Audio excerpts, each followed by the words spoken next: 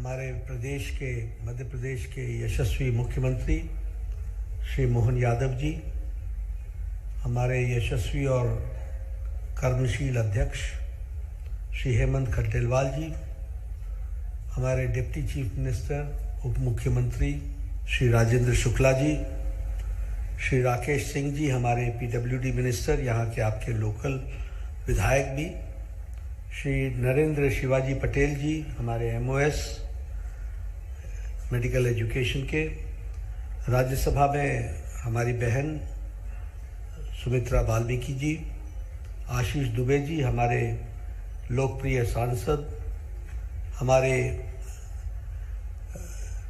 सिंगौली के एमपी राजेश मिश्रा जी, शिवमंगल सिंह तोमर जी जो श्योपुर से जुड़े हैं, और हमारे नरेंद्र सिंह तोमर जी जो दिल्ली से जुड़े हैं, हमारे जगत बहादुर सिंह अनु जी हमारे मेयर, सभी विधायकगण और हमारे गणमान्य सज्जनवृंद, हमारे स्वास्थ्य क्षेत्र से जुड़े हुए सभी वरिष्ठ महानुभाव और मीडिया के मेरे साथी, प्रिंट मीडिया और इलेक्ट्रॉनिक मीडिया के मेरे साथी, आज ये बहुत ही खुशी का विषय है कि आज आपको 2 मेडिकल कॉलेजेस का लेटर ऑफ परमिशन मिला है और इसके साथ साथ आप 4 मेडिकल कॉलेजेस के आप पीपीपी मोड में आप प्रारंभ करने वाले हैं। मैं मध्य प्रदेश की सरकार को और स्वास्थ्य मंत्रालय को और आप सबको इसके लिए बहुत बहुत बधाई देता हूं, बहुत बहुत शुभकामनाएं देता हूं। मुझे यह भी खुशी है कि मध्य प्रदेश एक स्वास्थ्य के क्षेत्र में, हेल्थ केयर में और हेल्थ केयर की फैसिलिटीज़ में एक नेतृत्व प्रदान कर रहा है। It is emerging as a leader in the area of health innovations में। और आज जो हमको देखने को मिलता है वह निश्चित रूप से इस बात को इंगित करता है, जब एक समय में 5 मेडिकल कॉलेज होते थे और आज 14 medical college plus 13 private medical college, 17 government medical college और 13 प्राइवेट मेडिकल कॉलेज खुले हैं, और इसके साथ साथ 4 नए आपके आज पीपीपी मोड में और 2 को लेटर ऑफ परमिशन। तो यह एक मध्य प्रदेश की बहुत अच्छी तस्वीर स्वास्थ्य के क्षेत्र में, सभी क्षेत्रों में काम हो रहा है लेकिन स्वास्थ्य के क्षेत्र में यह चीज़ देखने को मिली है, और इसके लिए मैं मध्य प्रदेश को फिर से बधाई देना चाहता हूँ। मित्रों, स्वास्थ्य के बारे में बहुत चर्चा होती है, लेकिन सामान्यतः स्वास्थ्य के बारे में लोगों को तभी पता चलता है जब वो कभी किसी अस्पताल के चक्कर लगते हैं, तभी उसको पता चलता है। उसके पहले वह स्वास्थ्य को सरसरी निगाह से जानता है, और इसलिए मैं चाहता हूं कि आपको स्वास्थ्य के बारे में थोड़ी सी जानकारी मैं ज़रूर देना चाहूँगा कि किस तरीके से प्रधानमंत्री मोदी जी के नेतृत्व में स्वास्थ्य के क्षेत्र में क्या क्या परिवर्तन हुए हैं और किन परिवर्तनों के कारण आज स्वास्थ्य को दूसरे दृष्टि से देखा जा रहा है। पहले जो हेल्थ पॉलिसी थी हमारी, वो हेल्थ पॉलिसी ऐसी थी कि बीमार हो और बीमार होने के बाद आपका इलाज शुरू हो, यानी क्योर करना। पहले बीमार होने दो, फिर उसके बाद इलाज करो, यानी सारी की सारी सोच क्यूरेटिव पर थी। 2017 में प्रधानमंत्री मोदी जी के नेतृत्व में नई हेल्थ पॉलिसी बनी, और ये health policy holistic health policy थी। ये हेल्थ पॉलिसी सभी आयामों को ध्यान में रखकर एक साथ जोड़ करके देखने वाली पॉलिसी थी, और इस पॉलिसी में हम लोगों ने पहली बार जोर दिया कि इसमें प्रिवेंशन होना चाहिए, प्रिवेंटिव हेल्थ होना चाहिए, प्रमोटिव हेल्थ होना चाहिए, क्यूरेटिव हेल्थ होना चाहिए, पैलिएटिव हेल्थ केयर होना चाहिए और जेरियाट्रिक हेल्थ केयर भी होना चाहिए, यानी इन टोटलिटी।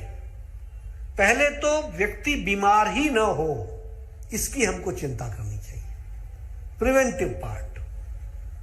और बीमार हो जाए न होने के लिए प्रमोशन, हेल्थ को प्रमोट करना चाहिए, इसलिए आपने देखा होगा फिट इंडिया मूवमेंट, 10% तेल को घटाओ, मोटापा से छुट्टी पाओ, रुखसत पाओ, और इन सब को करने के लिए जो हमारे यहां हम लोगों ने किया वो 1,77,000 आयुष्मान आरोग्य मंदिर में हम लोगों ने रिप्रोडक्टिव और चाइल्ड हेल्थ केयर तो हम देखते ही थे, लेकिन इसके साथ साथ dental care, mental care, cervix cancer महिलाओं का, ब्रेस्ट कैंसर महिलाओं का, हाइपरटेंशन,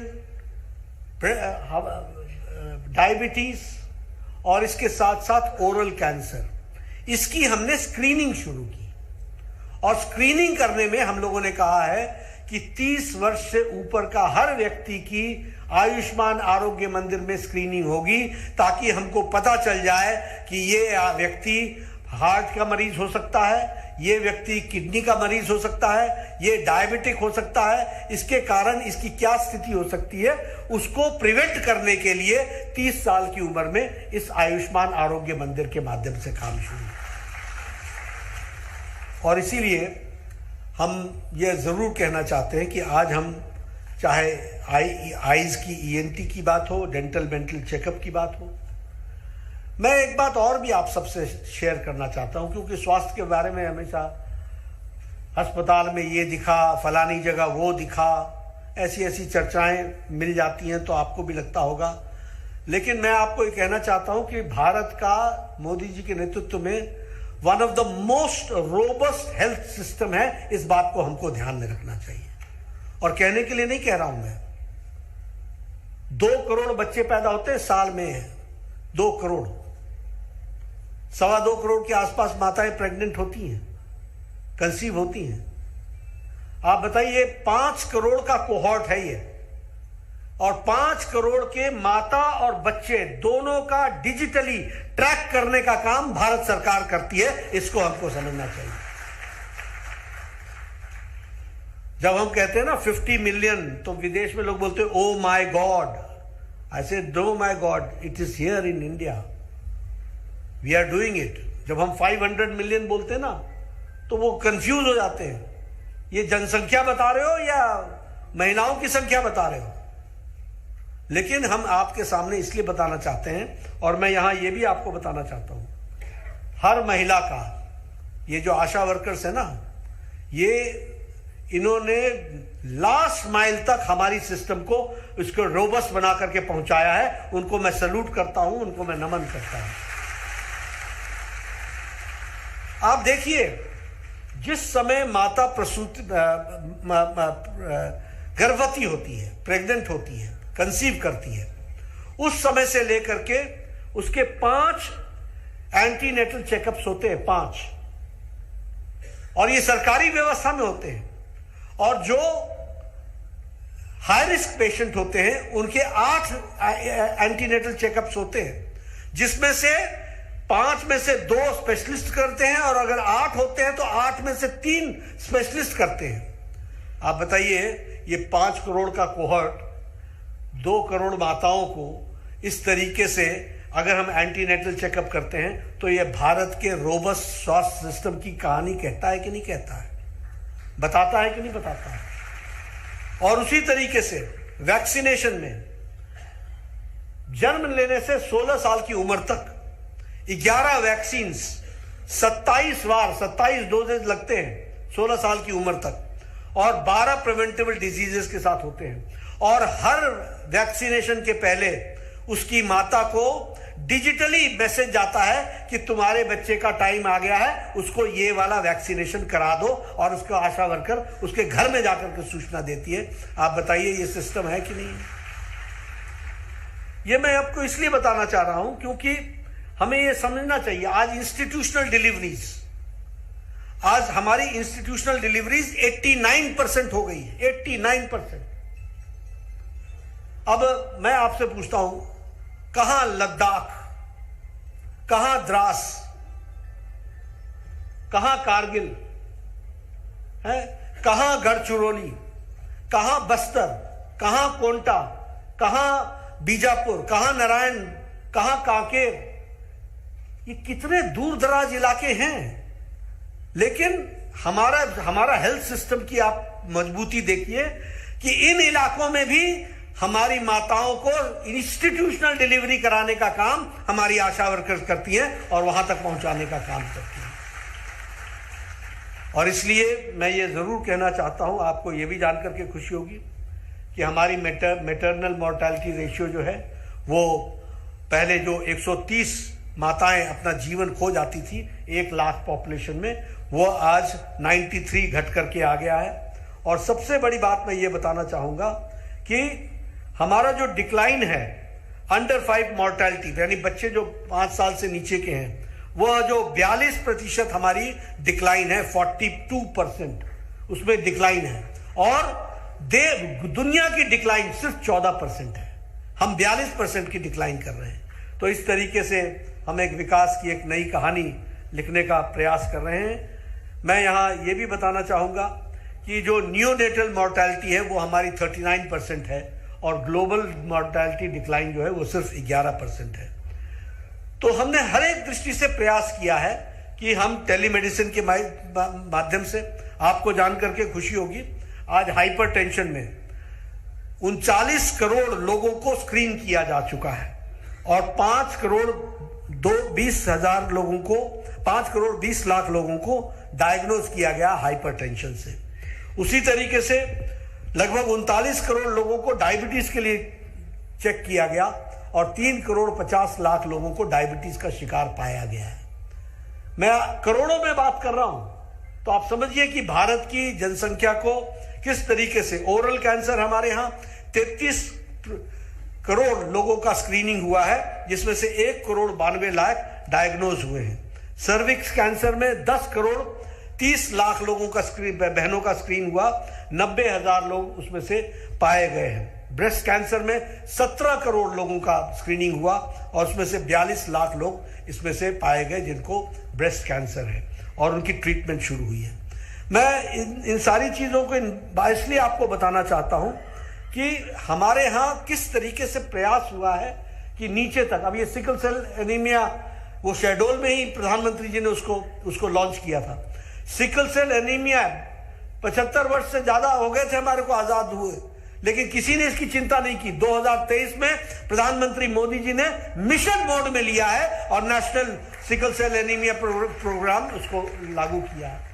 आज लाखों के हिसाब से और करोड़ों के हिसाब से स्क्रीनिंग हुई है और उसमें से लाखों के हिसाब से लोगों को पाया गया है और उनकी दवा उनका इलाज भी शुरू है और उनके बारे में कि वह किस तरीके से जीवन यापन करें इसको भी बताया जा रहा है। इस तरीके से काम हुआ है। ट्यूबरक्लोसिस में भारत में ट्यूबरक्लोसिस की स्क्रीनिंग और डिक्लाइन 18% है और ग्लोबल डिक्लाइन 7% है, यानी हम दुगने से ज्यादा तीव्र गति से ट्यूबरक्लोसिस में भी काम कर रहे हैं।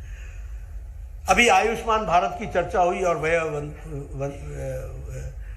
वंदन आयुष्मान योजना की भी चर्चा हुई। मैं कहना चाहूँगा, जब हम 2014 में जब मैं स्वास्थ्य मंत्री बना तो 2015 में भारत को हमारे वर्ल्ड हेल्थ असेंबली का अध्यक्ष चुना गया और वो अध्यक्षता मुझे करने का मौका मिला। उस समय चर्चा होती थी यूएचसी का मतलब होता है यूनिवर्सल हेल्थ कवरेज, यानी हर तरीके से व्यक्ति की इलाज की मुफ्त व्यवस्था हो। तो मैं सोचा करता था कि कभी भारत में यह संभव होगा क्या? 140 करोड़ का देश है, यूनिवर्सल हेल्थ कवरेज हम कैसे कर पाएंगे? हमने आकर के यहां प्रधानमंत्री मोदी जी से बातचीत की और हमने कहा कि हम इनके लिए कुछ सोचते हैं, कुछ करेंगे तो अच्छा रहेगा। तो बहुत डरते डरते मैं, मतलब क्योंकि मुझे फाइनेंस का उतना आइडिया नहीं था और मैंने 1 लाख रुपए की बात कही कि 1 लाख रुपए का अगर हम व्यवस्था कर सकें। प्रधानमंत्री मोदी जी ने कहा कि कुछ बड़ा सोचो। मैंने कहा बड़ा तो फिर तभी सोच सकता हूं, आपका आशीर्वाद हो तो बड़ा सोचेंगे। उन्होंने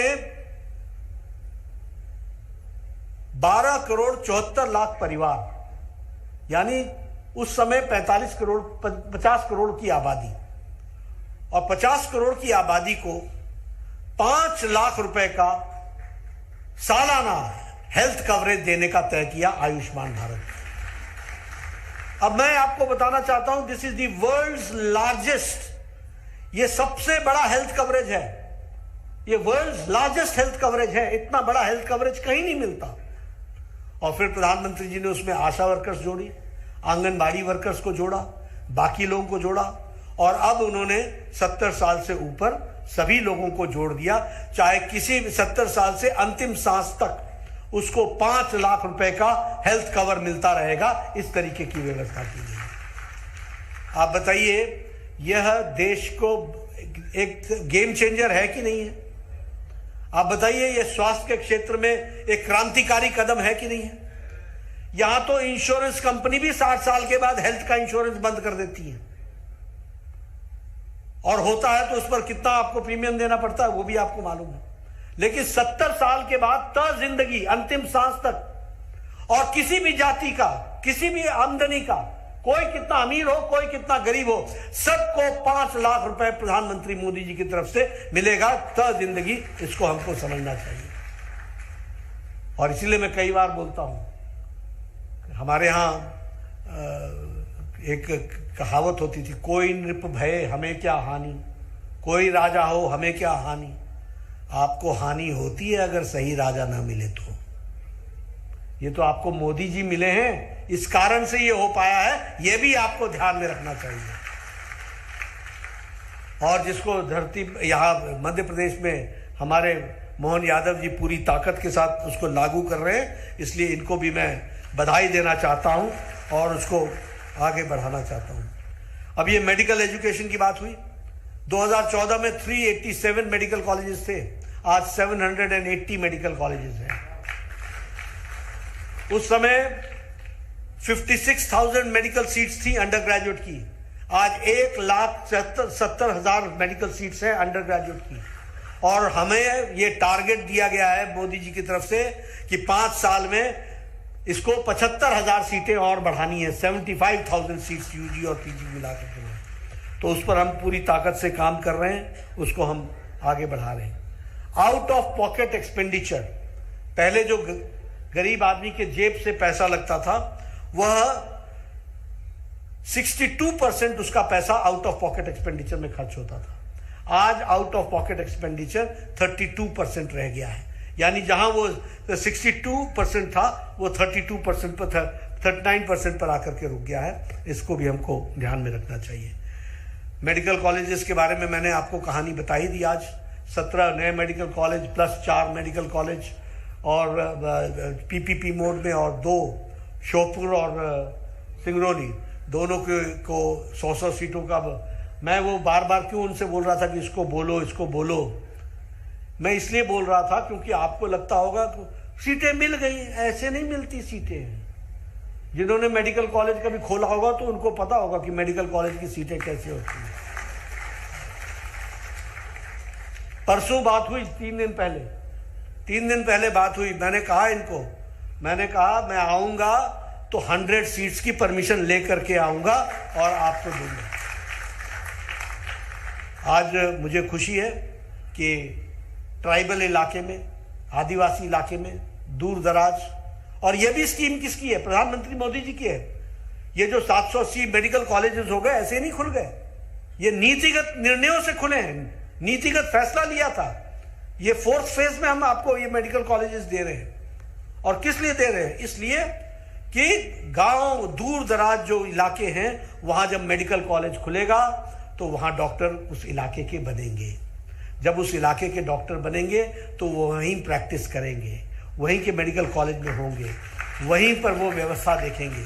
और हमारे गांव का डॉक्टर जब निकलेगा तो गांव में की सुविधा तक पहुंचने की व्यवस्था होगी, उसको हमको समझना चाहिए। इसलिए ये बहुत दूरगामी सोच के समझ करके इन कार्यक्रमों को लिया गया है, और इसका निश्चित रूप से बहुत अच्छा असर पड़ भी रहा है, पढ़ना भी चाहिए।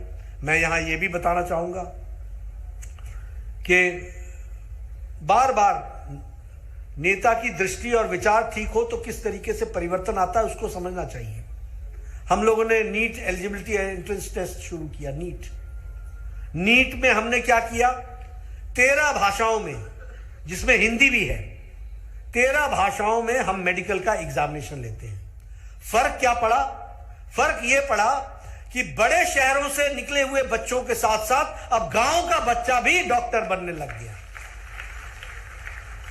क्योंकि वो उड़िया में परीक्षा देता है, वो गुजराती में परीक्षा देता है, वो मराठी में परीक्षा देता है, वो तमिल में परीक्षा देता है, वो मलयालम में परीक्षा देता है, वो बंगाली में परीक्षा देता है।